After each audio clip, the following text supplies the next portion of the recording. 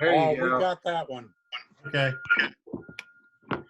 There is a I missed the first one. something called a baffler, and Janine could probably describe it to us, but if you hit a very loud noise, it dampens it.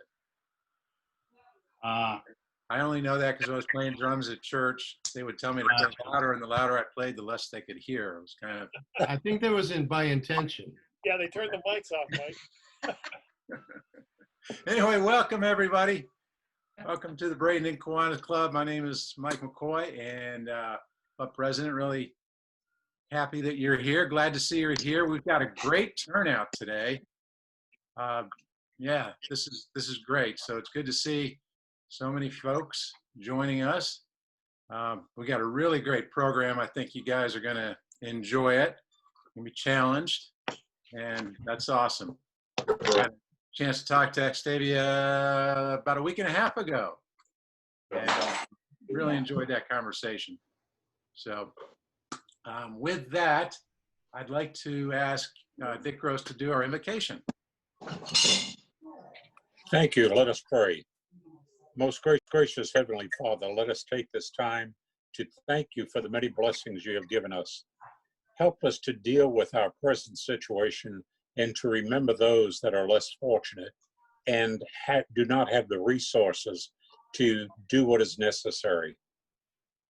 We are blessed, we are humble, and we appreciate being able to serve. And now, as those of us that may have some lunch ready, let's bless this food to the nourishment of our bodies and our bodies to your service. In your most holy and precious name, amen. Amen. Thank you.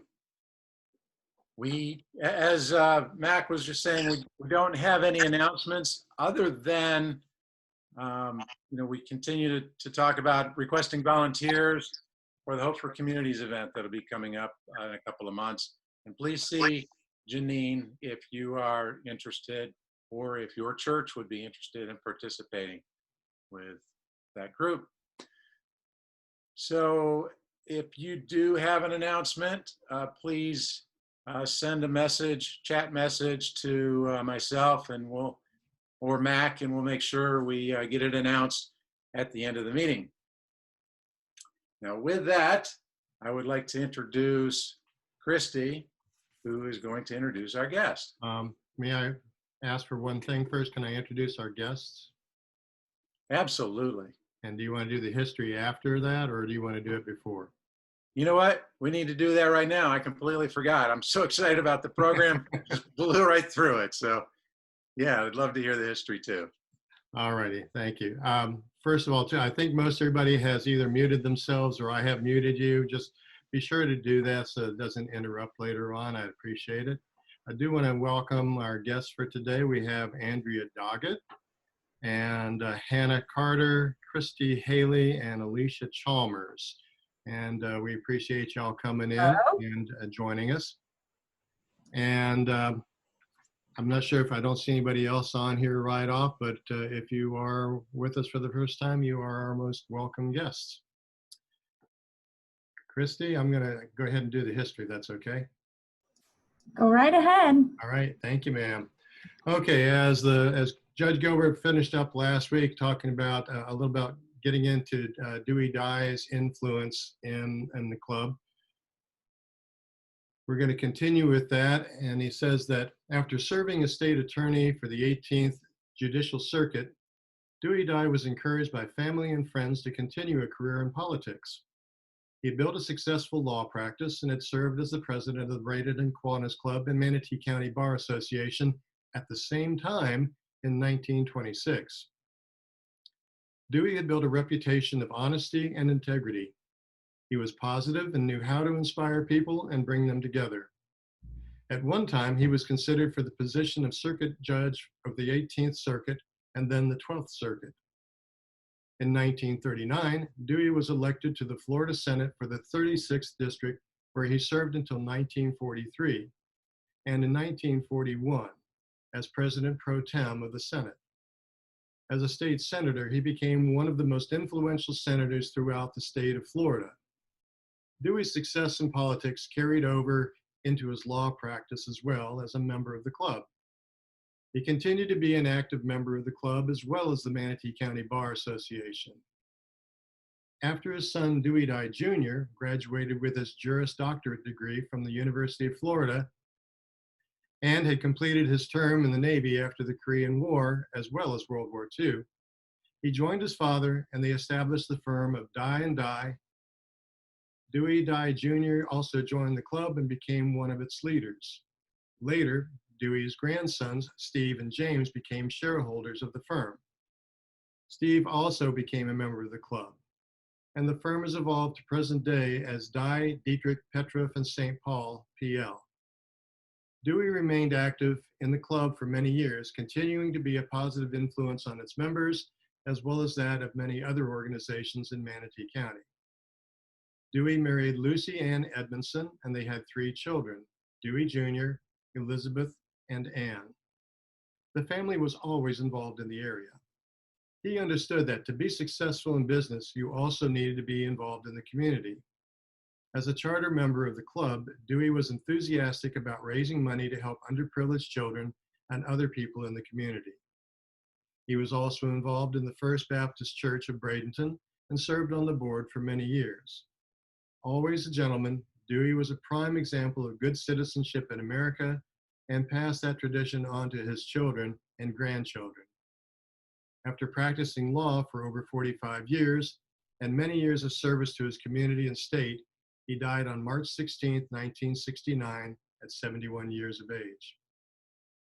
By the end of 1926, the club had inducted new members, J.R. Bowling, Alva H. Chapman, J.O. Grogan, Frank A. Harrison, W. Alex Knight, S.E. Oliver, Edward C. Rice, Edward W. Rice, A.A. Roby, and Charles W. Ward.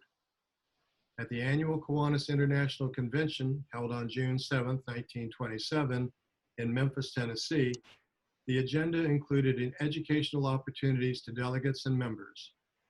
The 1,621 Kiwanis clubs throughout the United States and Canada synchronized their watches and met simultaneously at 7:30 p.m. on Monday evening. All clubs arranged to be together at 0 hour when 99,209 Kiwanians joined to observe a united expression of devotion to the ideals and expression of Kiwanis. On December 13th, 1927, at the Tuesday luncheon at the Dixie Grand Hotel, President Dye began the meeting with the election of officers and directors. After several speeches from the candidates, the club elected H. Shelton Moody as the 1928 president, along with Clarence Smith as first vice president, Whitney Curry as second vice president, W.A. Manning as district trustee, and Dr. J.R. Bowling, A.H. Chapman, O.D. Groff, E.C. Rice, O.W. Shelton, and Golden Knight as directors.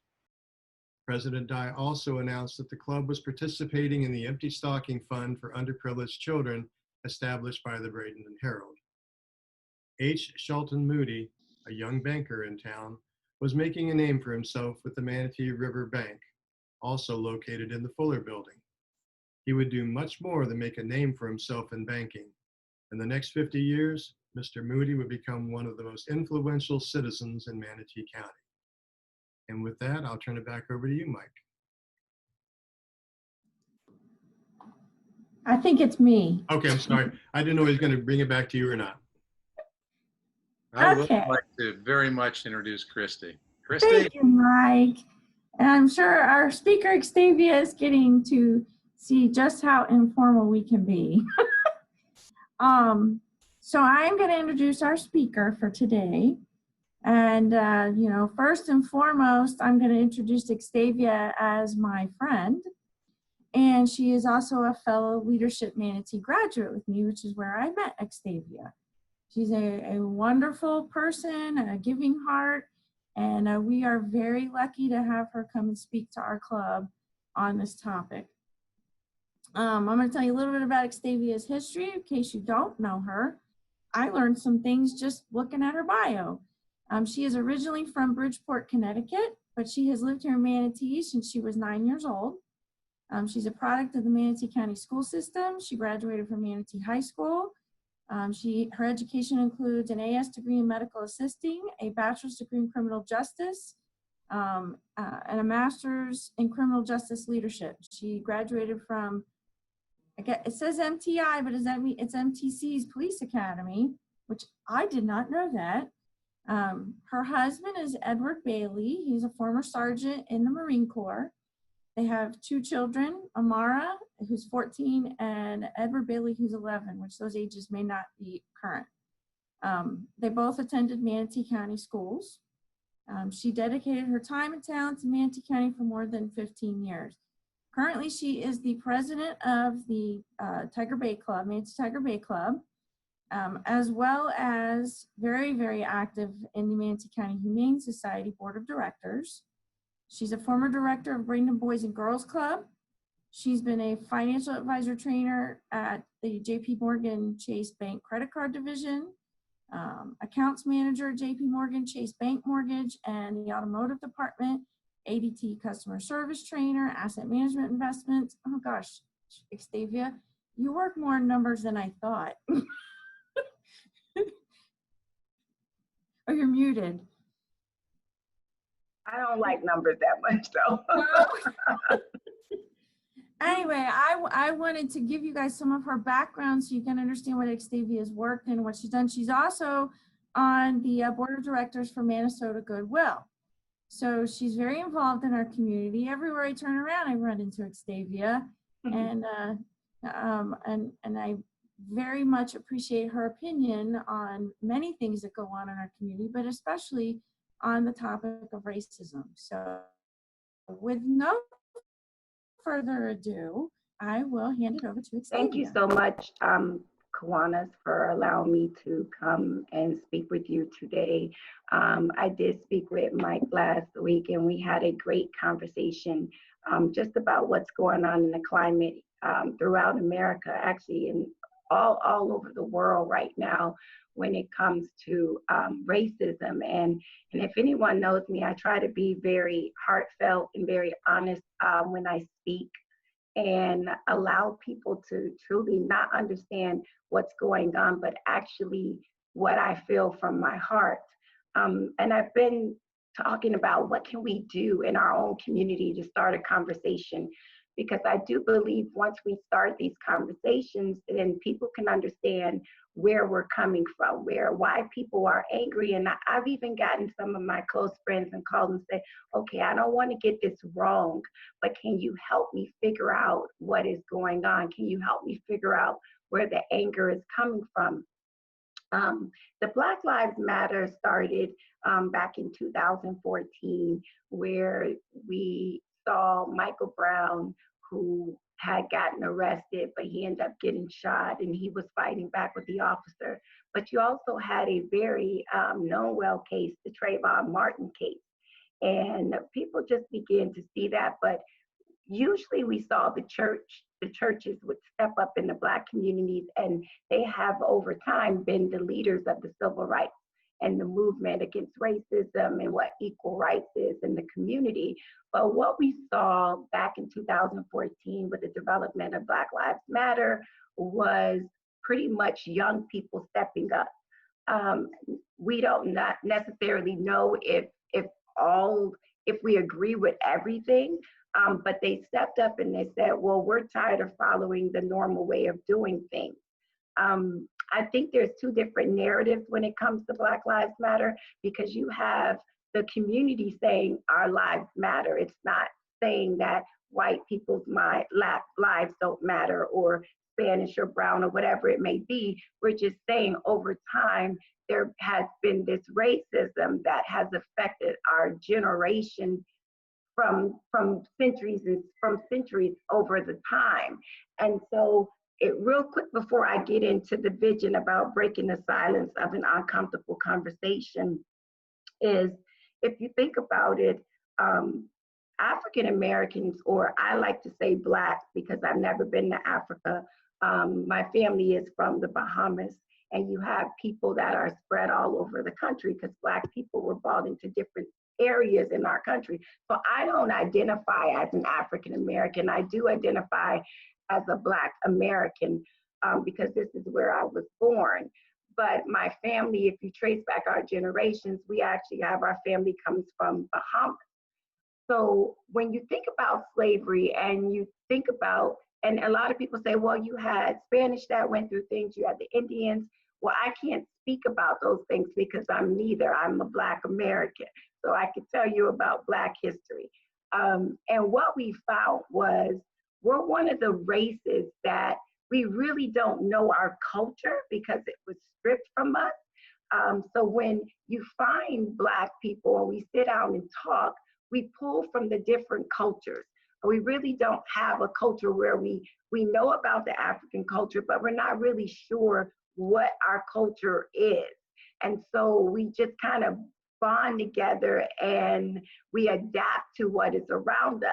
But what the history has been after slavery was abolished really quickly, and I'm pretty sure you all know this, we had the Jim Crow laws in the South. And I think this is very important because the Jim Crow laws was enacted to stop the Black people from basically, to me, how I see it as being a part of society. I think about today as a 41-year-old, what it would feel like not being able to eat if I had a white friend or someone I love their food and not being able to go into the restaurant in the front of the, in the front of, I had to go to the back, or not being able to go to school with other people and being able to learn the other cultures and learn from other people. So what I feel is, I think our families have been broken down through history. When we talk about fathers and fathers being in Black, I never met my father.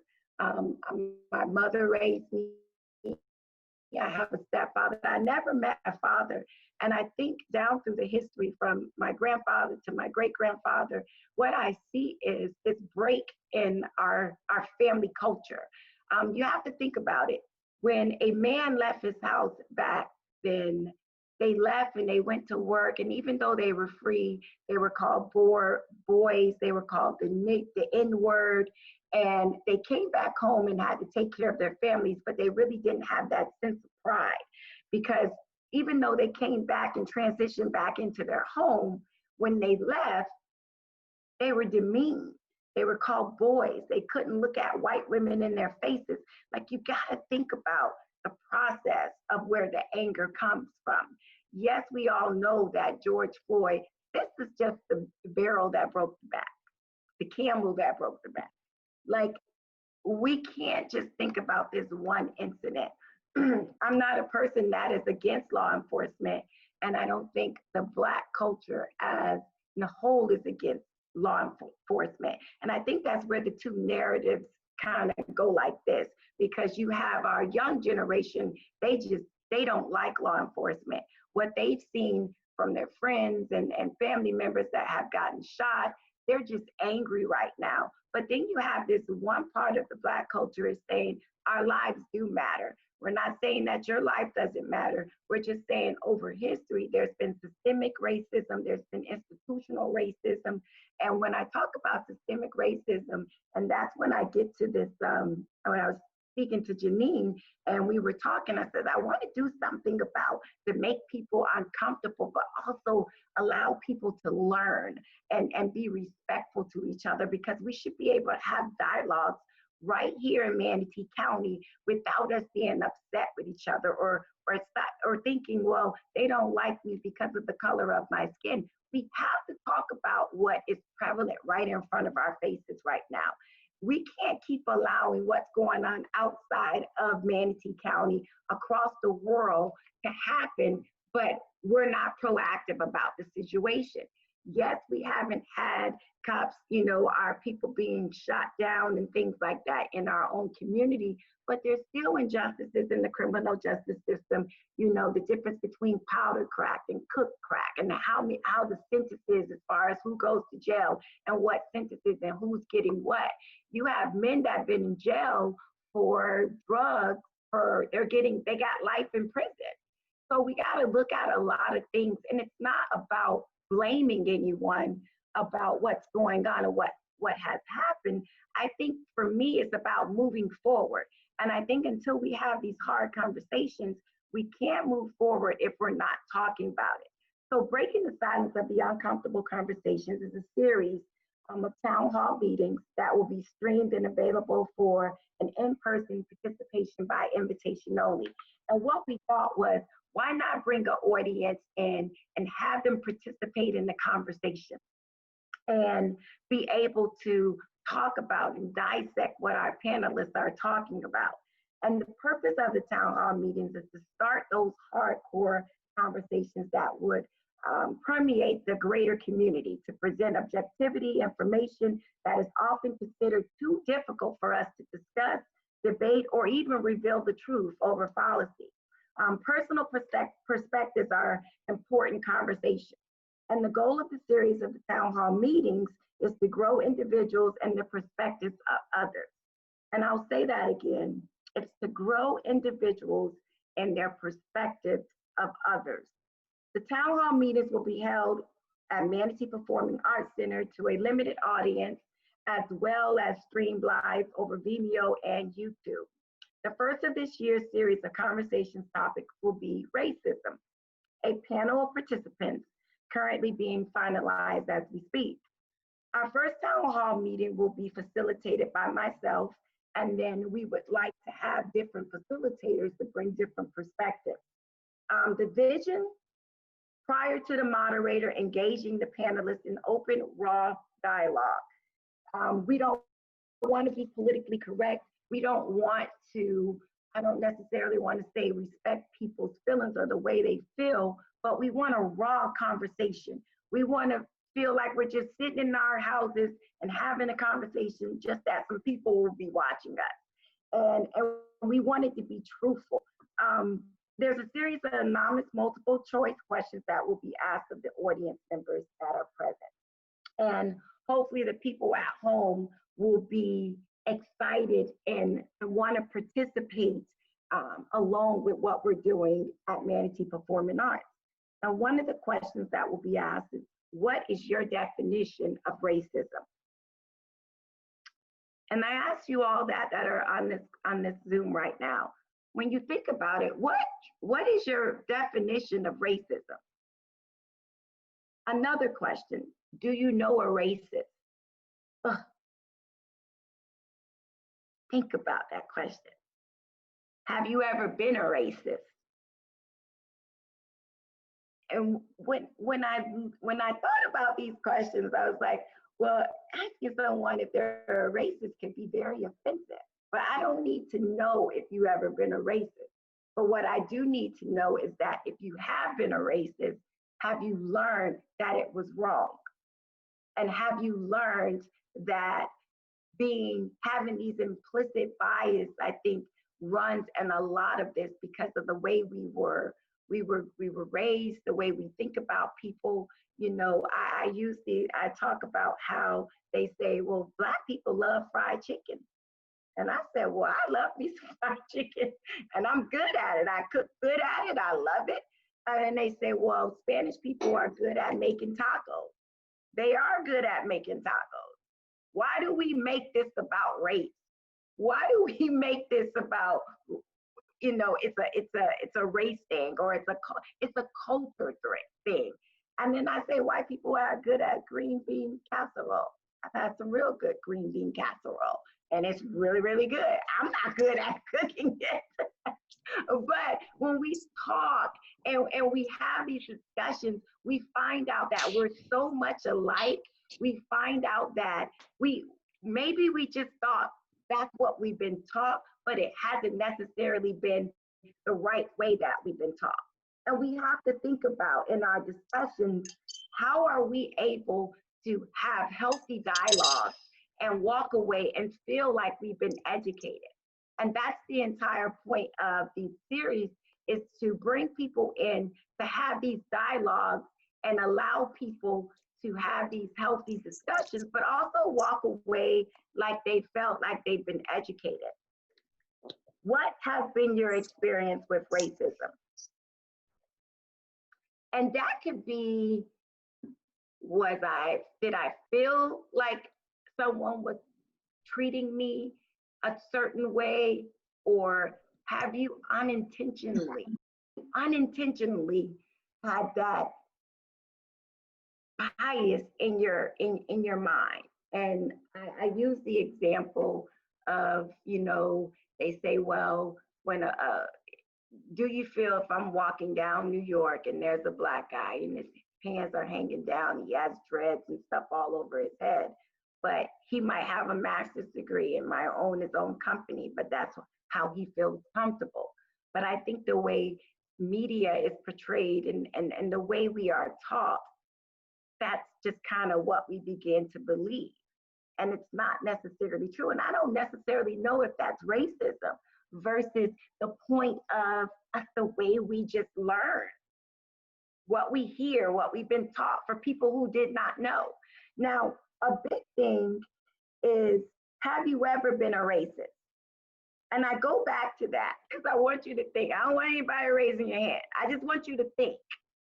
But in that time where you might have had some type of racism against someone, think about it right now.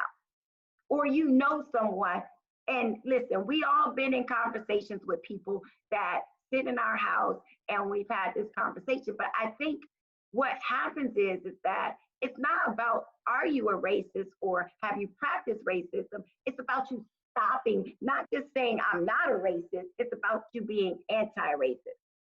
That's a difference.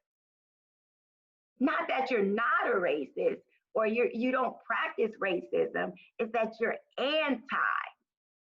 You will not stand for it. Because at the end of the day, we're all the same. And I had a friend that called me and she talked about the Black Wall Street, Tulsa. And she said, Xtavia, I had no clue. She says, and I've graduated from college. I didn't know anything about that. Well, in order to know anything about that, you have to take African American studies. You have to actually dig into it.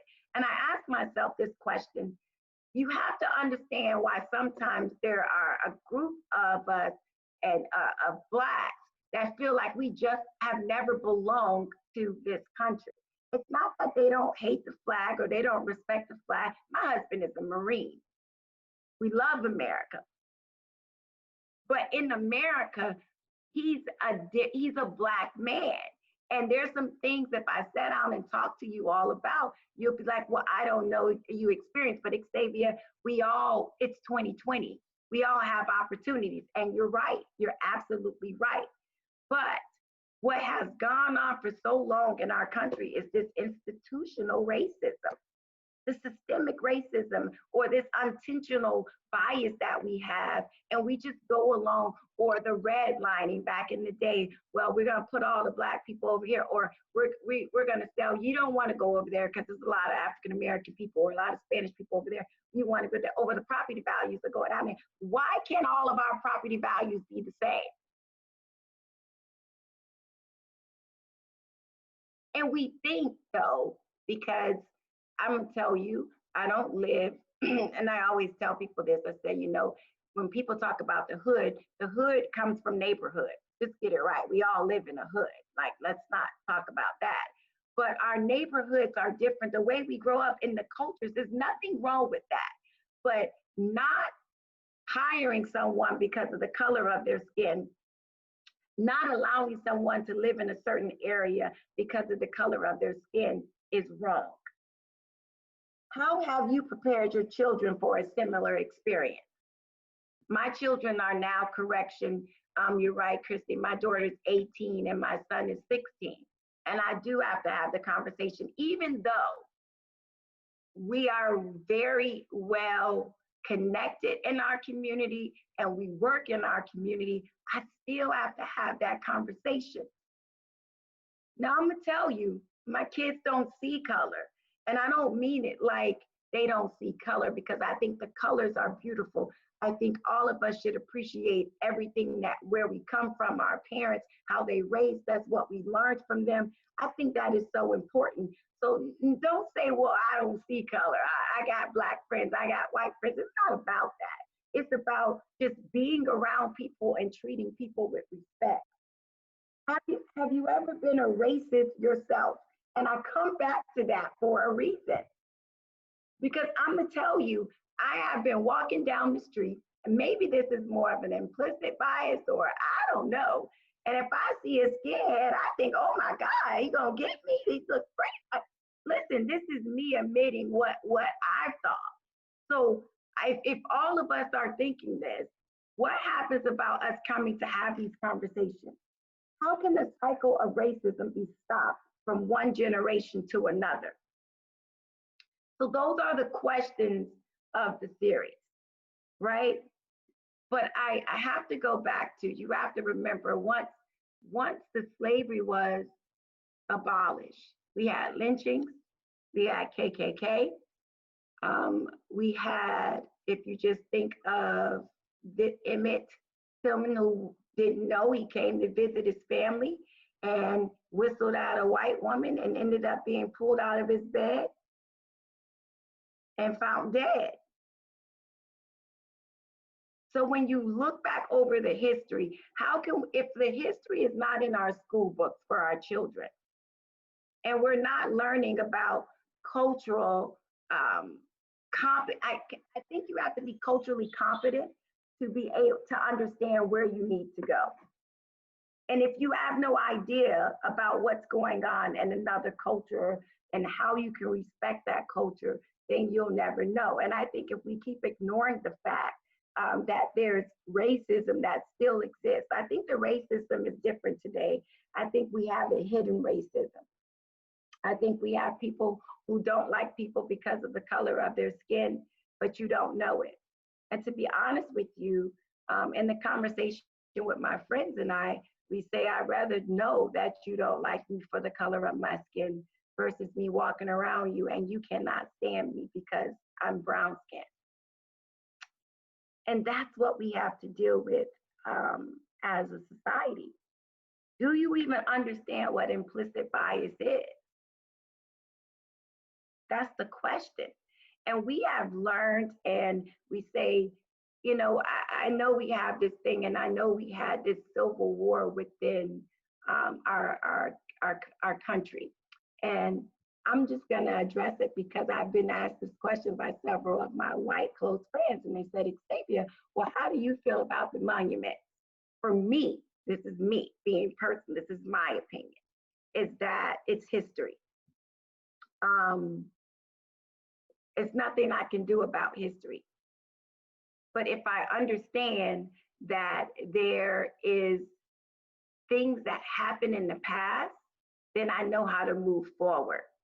But I do think that if all of us would have learned about Black history in school and truly understood what happened in the past, there's so much Black history that none of us know about, that my friends have no idea some of inventions and all the success of Black people throughout history that people do not know about. Why is that? Why is the Black history it's almost like it has a top over it. And nobody wants to talk about the success of Black people. And I think with that, it makes the culture feel like we're not wanted, like we don't belong here. But unfortunately, we ain't going nowhere. None of us are going anywhere. We're going to have to get along to get along. And if we don't start respecting each other and say, hey, you know what? I have been a racist. And you know what? But I learned what I was taught. It wasn't right. And that's okay. Because I'd rather for you to be honest and willing to learn and willing to move forward versus saying, you know what? I ain't never been a racist. But you can't help what you were taught. So how do we prepare our children, this next generation? And what has happened from generation to generation is that slave mentality, you know, when they say master means I can have anything I want to. So yes, the slaves, the women were raped. Think about it. If you had family that if they didn't do what they were told, they got whipped, bleeding. And if you wanted to get married, you had an abroad marriage because You might have belonged to one slave owner and you might have belonged to one slave owner. Think about your children being taken away from you because now your son is big and he's strong, but he's going to get sold off because he can go work another land. And these are those uncomfortable conversations. You might have had a slave owner in your family. I don't blame you. I don't say you're a slave owner, but it was in your family. Let's recognize it. But that's what was going on all those years ago. But you got to think about it, even when they talk about voter suppression and they talk about the Black vote, up until right before 1965, Black people had poll tax. They were being abused or turned away, said, you're not going to vote. Think about being able to maneuver through society, but you have all these laws that were invoked and put into place, the Jim Crow laws. And Jim Crow comes from this, it was this, what is it called? A minstrel, it's this minstrel, Jim Crow had this black face and these big red lips, right? The character had these big red lips. And for years, I didn't like my lips because they were big. I was ashamed of them because they would talk about how big my lips were. And, you know, I went to a Catholic school, and the first time I came here to Florida and began to be called names, I was like, what is going on? I was so shocked. And I remember the first time I got called the N-word. And I went home crying, and I was like, oh my God, Mommy, they called me an N-word. And then my mom had to have that talk with me at 9 years old. Because I didn't really understand what was going on or why I was being called that. But when we go back to these Jim Crow laws, you know, Black people could not maneuver through society because they had laws that were preventing them from doing it. Think about that. That's crazy. And then if they did go and get arrested, you really didn't have a chance, because when you say peers, I think about peers, and when they, to me, peers means that the people look like me, they understand where I come from. And so when I send someone to court and there's an all-white jury and you're accusing a white woman or a white man of doing something wrong to you, which that's something that they'll tell you, you shouldn't do that. You go into jail. So the system has been against Black people from the beginning. So even though we have progressed, right, and we look at the history, it's not just the George Floyd, if I can say that. It's not the George Floyd. It's things that have maneuvered through our system decade to decade, and now people are just upset. Do I believe in burning stuff down? I don't think that's the way that you communicate. But I do think it starts with us. It starts with white people standing up and say, I will not tolerate racism. Versus me, I will not tolerate racism. There's racism in my own community. So we are not only are we dealing with that slave mentality in our own community, the jealousy, the hate on each other, because we talk about how we fight to get out of this place to get to the top, and we're all pulling each other down. But then we have our ancestors and our elders, we call them, that support us, to say you can do anything you want to. But then when you have a college student that gets pulled over for a seatbelt and ends up dead, shot in the head, no gun, that's why people are upset. I say, take your grandson or your son or your daughter and put him in a car, and listen, I went through the police academy. I know the sheriffs, I know, and when I drive, I look, but we all kind of get scared with the police get behind us. especially when we're speeding or something. But just think about it if you get stopped and you see all this stuff that happens. The media is so polarizing. It's almost hypnotizing. That we watch this stuff all the time and then we begin to believe it. Why is it that they always show the white and the black officer? I'm gonna tell you now, it's more black people killing black people in our community than it is cops killing black people, for sure. Does that mean that I don't believe that Black Matters movement? It's done a lot right now. It's woke some of us up. Do we believe in our community that everyone's going about it the right way? No. But we know in our community, I'm the one that I'll tell them, you can't say my Black Lives Matter if you're not worried about Johnny who just got shot by Johnny in the same neighborhood. Those are things, yes, that we're gonna have to deal with in our own community to heal. Because I'm telling you, from this slavery, this impact, its impact has followed us from generation to generation to generation. And it may not be full-fledged slavery, but we are enslaved in our own community. All I'm asking is not for you, I'm not blaming no one on this particular Zoom, no one. But what I am saying is stand with us to say that racism is not going to be tolerated. It's a time for America to heal. And we cannot do this by ourselves. Listen, we all got bad people in every culture. But the good people are going to have to come together and stand with each other. And what I would like for you all to understand today, when you hear Black Lives Matter, do not think that they are disrespecting police officers. It's not about that. If I could take that away. Now I will tell you, yes, there are some, I've talked to some of them. I've just had an incident and the girl was going off on the cop and I said, I denounce that. I do not, that is not what I do.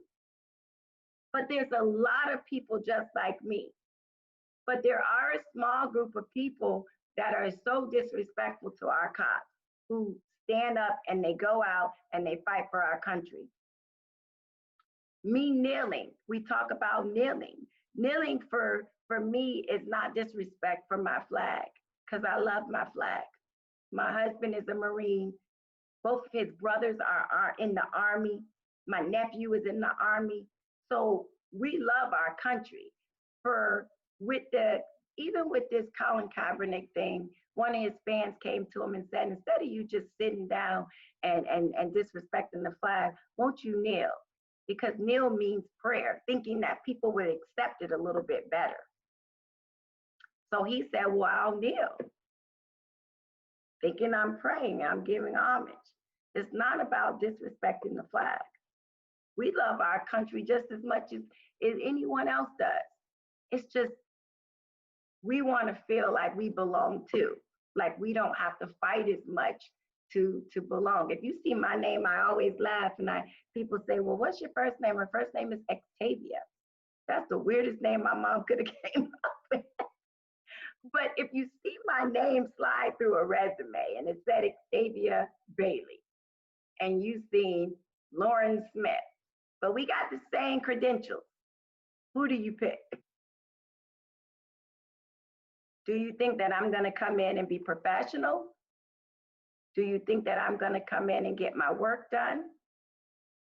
Or maybe the other person comes in and she takes advantage.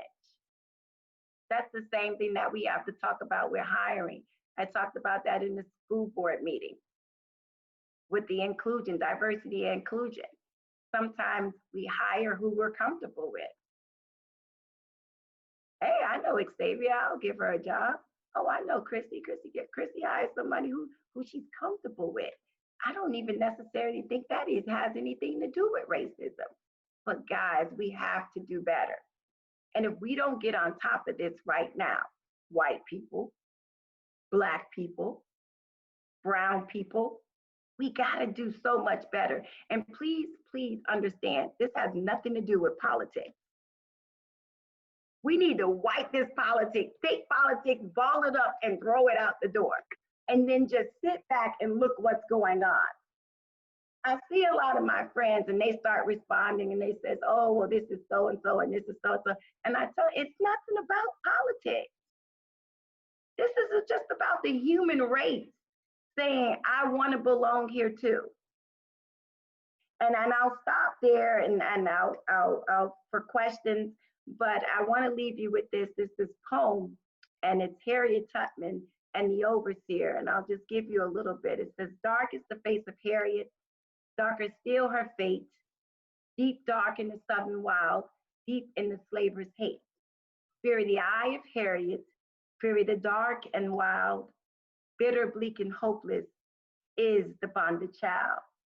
Stand in the fields, Harriet, stand alone and stand still. Stand before your overseer, mad enough to kill. This is slavery, Harriet, been beneath the lash. This is Maryland, Harriet, bound to poor white trash. You're a field hand, Harriet, working the corn.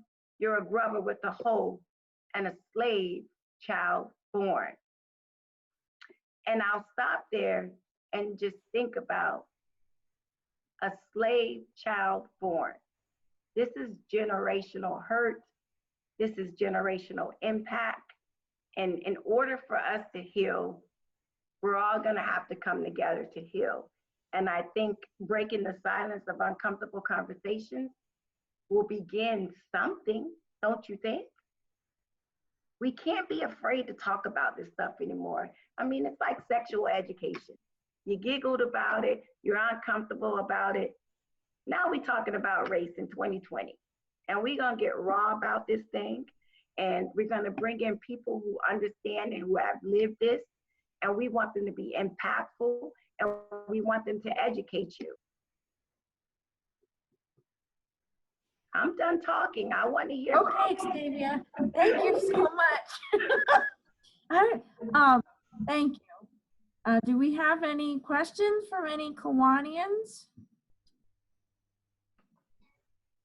I mean, you can ask. Yeah, I'd like to just talk about the white silence. There's a phrase that says on the Black Lives Matter t-shirts, which my children have sent me, that says white silence equals consent. Could you just talk about that a little? You've given us a lot to think about, Xtavia. And I grew up in the 60s and I had a family. My mother was racist. If I dated an Italian, that was something she disapproved of, because he had dark hair and dark skin.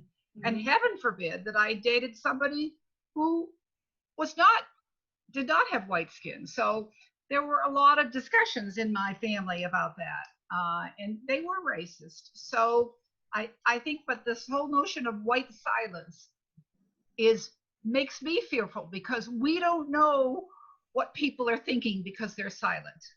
Absolutely. And I just saw a question popped up. That's how can you all be allies to this movement? It's not, it's not you saying, oh, we're not talking about people destroying stuff. We're talking about making a positive impact on the culture. And the culture meaning us as a whole. Just because you're silent, I don't necessarily think that you're saying, oh, I'm against you. But I think it's a good thing. Why not stand up? Why not speak about it? Why not start having these conversations with your friends, or if you own a company, bring in someone to talk about. Make sure you have diversity and inclusion. Look at what's going on in your own company. Talk to your grandchildren. Because, some of us, we still are able to learn, but I also think that we need to make sure that we impact that next generation. Why not hold something at your job, or bring in someone to speak, or at your church? The interview I did on Channel 7, the pastor was saying that they wanted African-American people, Black people, or Spanish people in their church. They just didn't want them to have any impact on what was going on, or any input. Isn't that something? So don't be silent. That's what I would say. Thank you. If you can afford not to be silent, don't be silent. Thank you. It's not my style. I know. Xtavia, I Yes, just want to thank you for being so bold and wonderful and courageous to come in and talk to us about this most important topic. I am sure that it gets very tiring and very weary to have to speak up on some really challenging topics amongst people that don't look like you, right? I know. For me, But you, no. For but me, you, no. well, no, maybe not for you, but it takes a big heart and a lot of faith and trust in others to open that dialogue. Absolutely. And, me personally, I'm very happy that we're having this conversation because for weeks I've been thinking about this and praying on it, that this is a family. Kiwanis means a lot to me, and being a member is something I'm very proud of. And I also know the great work that this group has done to support children in our community. And those children grow up and become leaders and adults in our community. And those generations forward are the ones that are going to carry that torch. And I think giving our kids a voice is so important right now because they're dealing with these emotions just like we are. And they're trying to figure out where they stand on things. And I'm glad that you said take politics out of it because it definitely starts to bring division into things when it has nothing to do with politics and everything to do with being a good human being and finding ways to bridge those gaps. I also think that it's important that we find ways to break down these barriers. I look at the kids that we have in the Boys and Girls Club, and we have kids from all different backgrounds. And when they come to the club, you're a club kid. Doesn't matter where you live, doesn't matter what your family status is, what you look like. It's a level playing ground, right? But I think in our society, there's still a lot of division in our churches, in our organizations, in our businesses. And we've got to do better at finding ways to include people from all different backgrounds, get their input and their voice at the table. And I think that means that we have to be open to those tough conversations, but also to build trust. And so, I think that's something that as we kind of do reflection, thinking about those that maybe we haven't had at the table before, and who do we invite in to be part of the conversation, at club meetings, at board meetings, in the work that we do. I think it's really important. That's how we're going to be able to move forward. I was a member of my club is, North Manatee Kiwanis, and I was the president. And, when you hear people talk and they don't know when you walk away that was offensive to you, and, you laugh it off. And sometimes you think, well, I can't keep laughing this off because they're going to think that this is okay. And it's not okay. And so with the walk that we did for justice, so One Love, One Heart, One Nation, I would like to bring in people like you all to sit down with other people that we probably wouldn't sit down, even myself. I don't see people every day from my own community, but really understand what can we do to help. There's health disparities, there's education that needs history that needs to be inputted into our education. There's housing. There's the wealth disparities that's gone on. The wealth gap that, if you look at it, it's insane. That we really need to start addressing. And some of you I know are very, very smart people. Why not? But I'm gonna tell you, it starts with us, you. And you point to yourself and it says it starts with me.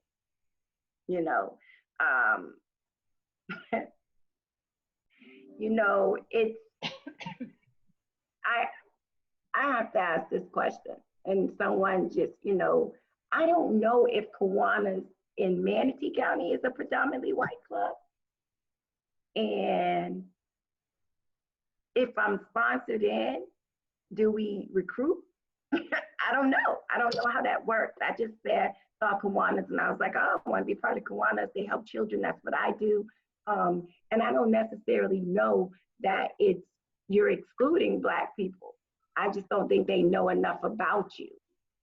Because I've been a part of different areas, and they say, oh, well, I don't know anything about Kiwanis, or I don't know anything. So what can we do as Kiwanians to make sure that more minority people, because if you're actually coming into these neighborhoods helping these Black and brown kids, you're there.